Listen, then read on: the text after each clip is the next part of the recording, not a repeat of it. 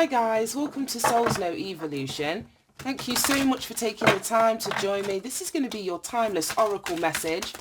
But whenever it is that you're tuning into the channel, welcome, welcome, welcome. I hope you're all doing really well. Oh, there we go. So we're using the Shapeshifters deck today. Ooh, a beautiful little worm. Take care of yourself. Okay, let's see, card number 17. Oh, wow, this may be a deep reading. So we've got take care of yourself, and then we've got Little Red Riding Hood. I am not a victim. I hope that they're focused in. Card number 3. So, oh gosh, it just made me think of the fairy tale Little Red Riding Hood. Clearly, that's the title of the card at the bottom of the deck, and the wolf kind of manipulates Little Red Riding Hood, doesn't he? He pretends to be a grandma. He dresses up in the grandma's clothes after eating the grandma so that he can kind of eat Little Red Riding Hood as well. So there may have been a situation where you, like it says there, you're not a victim, where you may have been manipulated, you may have been gaslighted. I don't know what the what the past tense of that is, but like I say, there's just like smoke and mirrors. Manipulation, gaslighting. You could have been dealing with like a wolf in sheep's clothing, literally somebody that was pretending to be one way when they were in fact completely energetically different, but it's like they were putting on a mask or putting on a show to manipulate your perspective of them. And you've come out of this situation now. This very well could have been with family. I'm seeing all the trees in the forest in the background. It could be a family member. It could be something that happened, like I say, within a family dynamic or a family situation. Card number 3 links back to the Empress. So it could have been with a mum or a maternal energy. Yeah, because Little Red Riding Hood's going to see her grandma. So it could be, like I say, a matriarchal energy that we're dealing with here. I don't know. But then we've got this take care of yourself. So I feel as though there is a healing that Spirit is asking you to undertake at this time. And the more that you take care of yourself, the more that you're practicing self-care, however that's going to show up for you. It's going to be very different for everyone. For some of you, it could be as simple as, eating better, exercising, getting out into the sun, relaxing more frequently, taking hot bubble baths, whatever. I don't know how that's going to be. For some of you, it could be as simple as, like I say, that external kind of self-care. Others of you, it's going to be more internal. It's going to be more internal if you're healing from a situation in which you were a victim. It's you coming out of the other side of that, recognizing, yes, this situation happened. It's not making light of it. It's accepting it. It's recognizing it. It's validating it. But then it's sort of giving it a specific kind of perspective where you're no longer allowing yourself to sit in that victim role within whatever situation it is that you dealt with. Now, 8 speak about rebirth. They speak about regeneration. So I feel as though this is like, as it says there, a regeneration from you being victimized in a situation or by a specific person to you now being the victor, or you now seeing yourself as a survivor as opposed to being a victim, if that's making any sense. Right, let's jump in. I knew this was going to be heavy. I knew it. But there is, with this flower, she's kind of coming out the middle of this rose here. So that there's a blossoming, like I say, there's a regeneration, there's a rebirth that's happening that may require courage. Card number 8. Or you may have had courage during, like I say, a difficult experience that you've been in. Right, let's get some charms. Give them a good mix. Get to the bottom. Wow, look at that. We've got a number 8. We just spent all that time talking about 8. And then we've got the house. And I was saying that this energy with the trees was giving me family. So this very well could have been an environment in which you felt victimized, or, like I said, a household, a family home, somebody that you live with. That, like I say, we've got the love heart, so it very well could have been within a relationship. Somebody that you built a family with. I don't know, but let's see. We've got knitting, or I love knitting. We've got the rose that she's coming out of there. Piscean energy. Yeah, closure. Oh my goodness, this reading. I've just done a reading and the music notes were in that reading. I'm just going to dip in. And I was talking about like that the frequency of the what's it called? Like the different hertz you can tap into, and I don't know all the different ones, but there's different hertz frequencies that provide you healing on different levels depending on what it is that you need to heal. That may be really, really helpful for some of you at this time.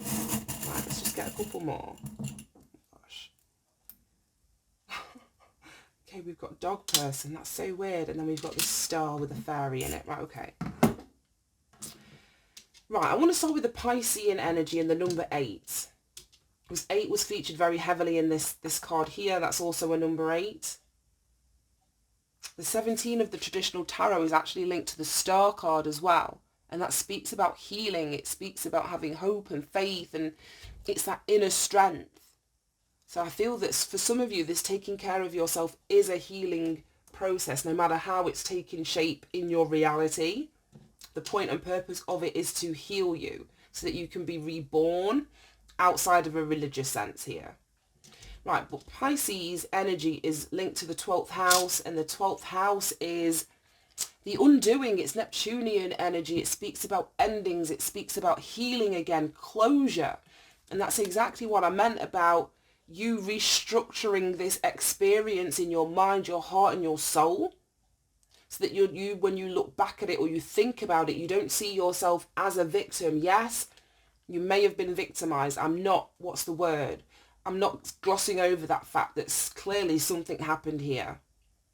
But the universe is wanting you to see it from a different perspective. It wants you to see the strength that you have acquired, the discernment that you now have, the growth that this experience kind of called from you. I feel as though there's a mind-body-soul connection that is more prevalent now that may not have been there prior to this victimization in whatever capacity it was. But there's closure. And I feel it's really important for me to say as well that oftentimes we allow ourselves to remain unhealed because we're expecting or we want a level of closure from the very people that kind of created our victim status, if that makes any sense. Be it a parent, be it an ex, be it whoever, a family member. We want them to atone for their actions. We want them to take a responsibility or accountability before we feel that, we can allow ourselves to close a cycle out. And that isn't the case. That isn't the case. Oftentimes the people that hurt you the most aren't capable of giving you the closure that you need. And I can speak from personal experience. I'm not just saying this like I'm pulling this out my arse. I've had to close out many a very, very deep, heavy cycle without the closure, without the conversations, without the apologies, without the remorse from people that have dealt with. But I chose to close those cycles out, to heal, to take care of myself as part of my own journey. To affect, I didn't want my life experience from that point to be in this energy of being a victim. I didn't want my children to have to sort of pick up any karma that I hadn't cleared in my own life. So I feel that this closure is really, really important. It's linked to, like I said, karma, things that are hidden. You may never get this from another person, but you can give it to yourself. You can close out cycles, wholeheartedly forgive. And forgive isn't for the other person. Forgiveness is what frees you. Forgiveness is what frees you and allows you this regeneration, this rebirth. For you to take action and move yourself forward rather than you being stuck in a situation that isn't growing, that isn't giving you life, that is sucking or draining the life out of you. Now I feel there's loyalty in here. We've got the dog person charm. We've got the best friend in a love heart with a paw print in it. So it's just giving me loyalty. It's just giving me loyalty. So the closure here, the healing may be in relation to a loyalty that you gave a person. Like I said, Little Red Riding Hood trusted the wolf. But the wolf was masquerading as something that it wasn't. So the closure may come from, like I say, misplaced loyalties on your end, and there's no shame in that. Generally speaking, we take people at face value unless we've got a reason not to. So if somebody's going to go to the extent of lying and manipulating energy, manipulating the way that you're seeing them, that isn't a reflection of you. That is solely a reflection of this false person that you've been dealing with. And like I said, this could be somebody in the home environment, somebody that you lived with, somebody that you cared for deeply. We've got a heart in here. But this heart also speaks of, it's linked back to the heart chakra. The heart chakra is all about forgiveness. I feel forgiveness is really important here. But it's not for me to tell anybody to forgive. You know, forgiveness will unfold if it's even something that you want to do in a timeline that is suitable for you. Nobody can tell you to forgive. Because you've got to really truly mean it. You've really got to, like I say, get yourself out of a victim mentality, or see yourself or see the experience that you've been through as a positive thing in terms of the resilience that you now have, the discernment that you now have, the growth, as I was saying, the connection to source or spirit or to your own body, or your ability to now take care of yourself, now heal yourself. You've got to be seeing all of those lessons and what those lessons truly mean before you can even begin to forgive. You can say the words, but if you don't mean it, like, you know, in the core of who you are, then it's kind of worthless. But you will reach a point through your continued healing, through your recovery, through any guidance that's coming in spiritually speaking, that's helping you, or that has helped you navigate this situation. But I feel there's something that you may be connected to and meshed within. It just seems like, I say, like a family dynamic or a relationship dynamic that's just been really toxic. Like I say, where you may have been loyal where it wasn't warranted, or the other person didn't deserve the amount of loyalty that you were giving, the amount of love that you were giving. Like I say, you cared really deeply for this person. And also there may be an aspect or an element of you that's hoping that this person changes, that's hoping that this person sees the error of their ways. And I don't want to be the bearer of bad news, but you're healing, you're removing yourself from that situation, you're standing in your power is the only thing, if anything, that would make somebody that put you in that situation really begin to self-reflect. If that was their essence, their initial energy, they never would have put you in that energy in the first place. So from experience, I'm going to say, don't hold on.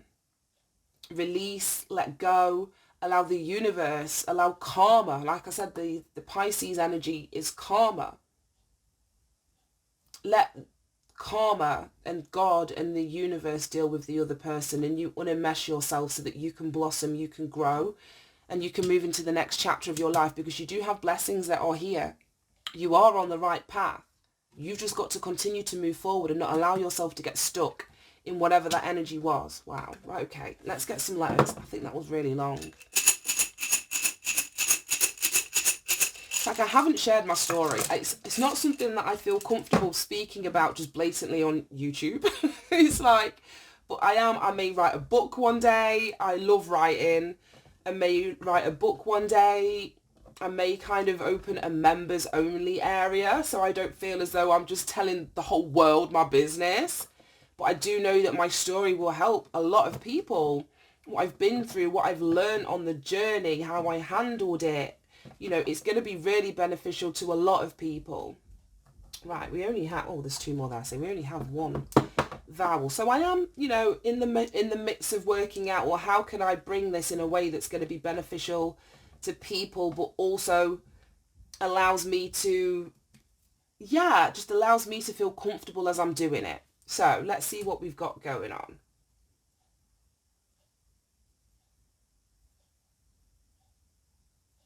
Well, I'm seeing lie, blatantly. And like I said, there was a lot of manipulation, a lot of Seven Swords, Five of Swords, smoke and mirrors, all of that shit. And I feel as though it's the uncovering of the truth. It's the uncovering of the truth is that what I suppose is what's going to allow you to step out of victimhood or seeing yourself as a victim. As it says there, you're not a victim. You're not a victim. I'm seeing the word pled, as in if someone was to, in past tense, have pled guilty or pled not guilty. So this situation may have gone to court for some of you, or it's something that you considered. I don't see any links to justice outside of in some decks, the justice card and the strength card are interchanged, so that can show up as an 8.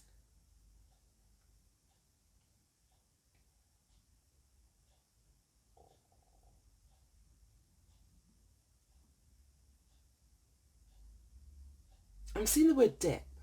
And to me, to dip is to leave, to go, to remove yourself. So if you're still surrounded by this energy, you will forever feel like a victim. Because look, this wolf is right behind Little Red Riding Hood. So if you're still around a perpetrator or somebody that abused you or treated you like shit, gaslit you, manipulated you, you need to remove yourself. That is the first stage. We don't need to. It's, we all have free will. But my personal advice would be to remove yourself from that environment, from that household, from that family situation. Take action and move forward. Really evaluate this situation and allow and have the courage, as I was saying before, to allow something to change. Right, I'm going to leave that there. I really want to read. Let's read Take Care of Yourself. I was going to say, I really want to read I'm Not a Victim, but I think I spoke about that loads. So let's read Take Care of Yourself. That is the initial card that fell out. Number 17. Here we go. Divination. Right. This is a time for restoration, and you must slow down, wrap yourself in a metaphorical cuddly blanket, and just drift for a time. You may experience some sniffles, aches, pains, colds and flus, so it's time to take shelter from parties and lots of other people. Oops. No matter how much they love you or you love them, it's now time for you to experience the solace you wish for, to take very good care of your beautiful self, to slow down and to heal in a safe environment and give to yourself. It's time to remember how loved you are, and that there are people and beings, including magical ones, who truly watch over and care for you. You could spend time redecorating your room, moving furniture, rearranging your desk, organising your files. There will be someone you can trust nearby who will look after you so that you can relax. Dedicate this time to yourself and in your cocoon. Remember to treat yourself with love and tender compassion, and others will follow. Before long, thanks to the comfort that you've given yourself and the time out that you've taken, your energy will resurge again. Vital, flowing, bright and quick, after this time of gentle sleep and rest. Yeah, this is just like I was saying, the healing, the recovery, the rebirth, the regeneration, you coming out of this energy of being a victim or being victimized and allowing yourself to blossom. That was beautiful. Right, I'm going to leave that there. Thank you so much for tuning in, guys. Have a great day, and I will see you soon. Bye-bye.